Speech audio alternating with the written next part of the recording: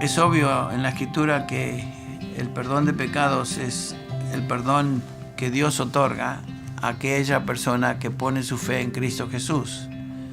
Hay dos tipos de perdón en la Escritura: el perdón legal de Dios y el perdón paternal de Dios.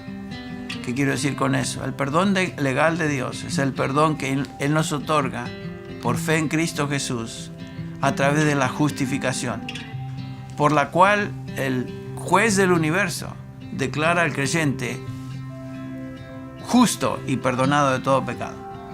Eso es algo que es claro en la Escritura. Habiendo sido justificados por fe, tenemos paz para con Dios. Al que no conoció pecado, fue hecho pecado por nosotros para que nosotros llegásemos a ser justicia de Dios en Él. Ese es el perdón que Dios otorga a sus hijos. Y ese perdón es una vez y para siempre. Es único, una vez y para siempre.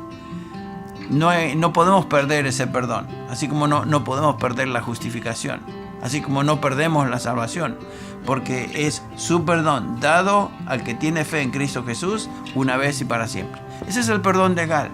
Pero en la Escritura también vemos que existe otra parte del perdón bíblico, que es el perdón paternal de Dios. Es el perdón de Dios que Él otorga como padre a un hijo que le ha ofendido. Por ejemplo, ese es el perdón al cual se refiere Primera de Juan, capítulo 1, versículo 9, que es en base a confesar nuestros pecados. El Señor Jesús nos enseña a pedir perdón por nuestros pecados. ¿Qué hacemos al pedir perdón? Simplemente confesamos nuestros pecados. Primera de Juan 1:9 dice: si confesamos nuestros pecados, y es algo que estamos haciendo continuamente como hijos de Dios, Él es fiel y justo para perdonar y limpiarnos de toda maldad. Ese perdón de Dios es el perdón que Él otorga como padre a un hijo que le ha ofendido. Entonces hay dos ángulos del perdón: un ángulo legal, una vez y para siempre, y un ángulo familiar, que es el perdón que el Padre nos da cuando nosotros confesamos nuestros pecados a Dios.